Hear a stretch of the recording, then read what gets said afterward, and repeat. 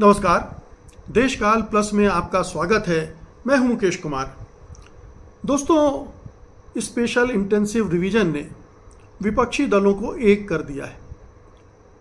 सरकार विपक्ष को तोड़ने में लगी रहती है, उसको खंड खंड करने में लगी रहती है और कई बार कामयाब भी होती है।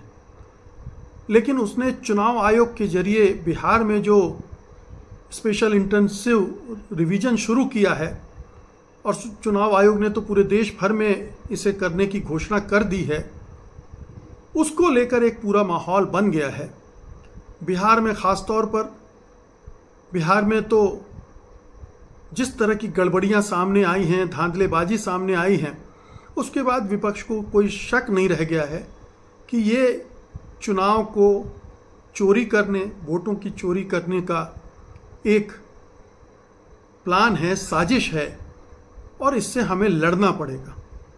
और केवल बिहार में नहीं लड़ना पड़ेगा, क्योंकि बिहार के बाद बंगाल की बारी आएगी, तमिलनाडु की बारी आएगी, दूसरे प्रदेशों की बारी आएगी, और एक के बाद एक प्रदेश में अगर इसी तरह से ये गहन परीक्षण मतदाता सूचियों का हुआ तो बीजेपी पूरी तरह से ऐसे सत्ता पर काबिज हो जाएगी, इस रिगिंग, इस धांधली के बूते, कि उनके लिए कोई स्पेस ही नहीं रह जाएगा। उनके जीतने की संभावना नगण्य हो जाएंगी। और ये खतरा, ये जोखिम सारे विपक्षी दलों को एकजुट कर रहा है, और इसी एकजुटता के दिशा में कई कदम उठाए जा रहे हैं। मसलन 7 अगस्त को राहुल गांधी एक डिनर पार्टी आयोजित कर रहे हैं तमाम विपक्षी दलों के नेताओं की। ये पहली बार हो रहा है जब राहुल गांधी विपक्षी दलों को आमंत्रित कर रहे हैं, और सभी विपक्षी दल, आम आदमी पार्टी को छोड़ दीजिए क्योंकि उसने खुद ही इंडिया गठबंधन को छोड़ दिया था और उसकी अब इतनी हैसियत भी नहीं है कि वो कुछ प्रभावित कर सके विपक्षी एकता को या विपक्षी कार्यक्रम को या विपक्षी एजेंडे को, तो उसको तो बाहर ही समझिए। लेकिन बाकी तमाम दल, यहाँ तक कि टीएमसी भी उस डिनर पार्टी का हिस्सा बनने जा रही है। ये राहुल गांधी की एक एक्सेप्टेबिलिटी भी है, नेता प्रतिपक्ष के तौर पर भी, और उस डिनर डिप्लोमेसी में बहुत सारी चीज़ें पक सकती हैं। एक मीटिंग विपक्षी दलों की अभी हाल में हुई है, और फिर 8 तारीख को तमाम विपक्षी दल चुनाव आयोग तक पैदल मार्च भी करने जा रहे हैं। यानी चुनाव आयोग के खिलाफ मोर्चा विपक्षी दलों का खुलने जा रहा है। डिनर डिप्लोमेसी अब कई मायनों में महत्वपूर्ण है। विपक्षी एकता के मामले में विपक्ष राहुल गांधी को एक्सेप्ट कर रहा है बतौर नेता। इस मामले में कांग्रेस पार्टी फिर से विपक्षी राजनीति के केंद्र में आ रही है, थी वो, लेकिन थोड़ा सा दल इधर उधर है, अटकते भटकते रहते हैं। अब वो फिर से एकजुट हो रहे हैं, और राहुल गांधी की लीडरशिप अब एक कदम आगे निकल चुकी है। उनका कोई प्रतिद्वंदी अब विपक्षी राजनीति में रह नहीं गया। न ममता बनर्जी, न स्टालिन, न अखिलेश यादव, न कोई और। राहुल गांधी ने अपने प्रयासों से, अपने दुस्साहस से और अपनी मेहनत से अपनी एक जगह ऐसी बना ली है जो हासिल करने में कोई कामयाब नहीं हो पा रहा है।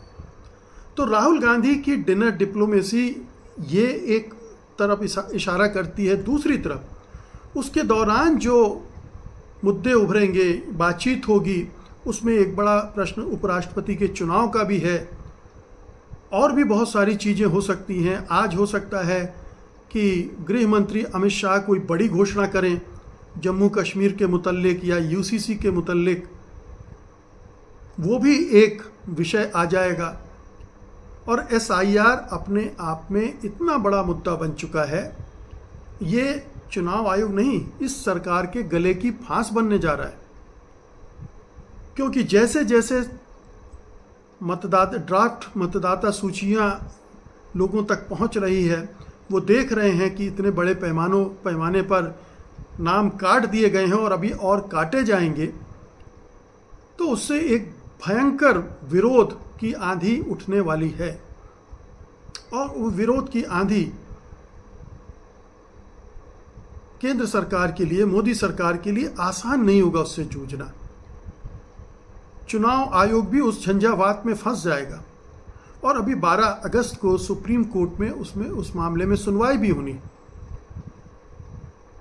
तो इस अगले एक हफ्ते में बहुत सारी चीजें घटने वाली हैं। राहुल गांधी बम फोड़ने वाले हैं। जिस बम फोड़ने की बात उन्होंने कही थी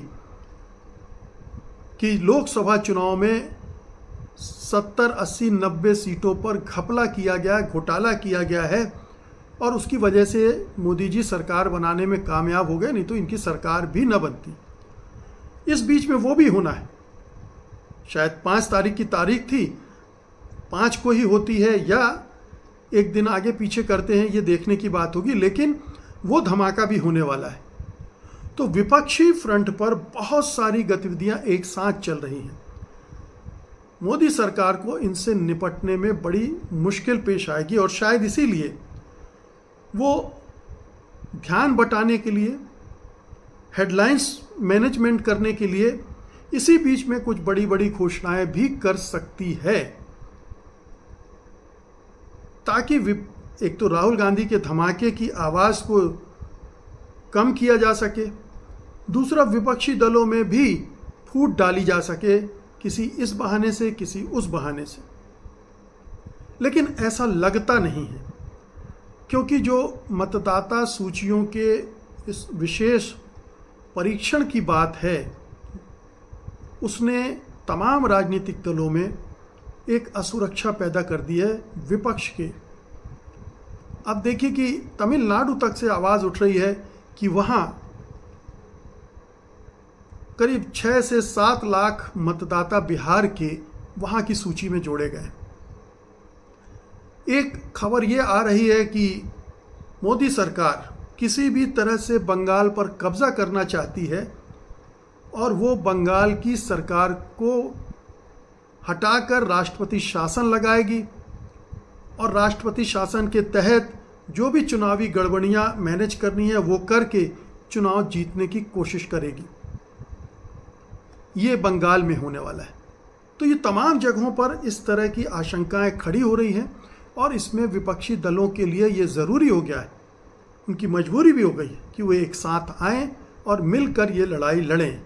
अब देखना है कि ये जो 3 तारीख बड़ी हैं, 5 तारीख, 7 तारीख और 8 तारीख, और बल्कि आप 12 तारीख को भी लगा लें, 4 बड़ी तारीखें हैं, इन तारीखों पर क्या होता है और इससे पूरे देश का मिजाज किस तरह से बदलता है। बहुत बहुत शुक्रिया आपका, धन्यवाद, नमस्कार।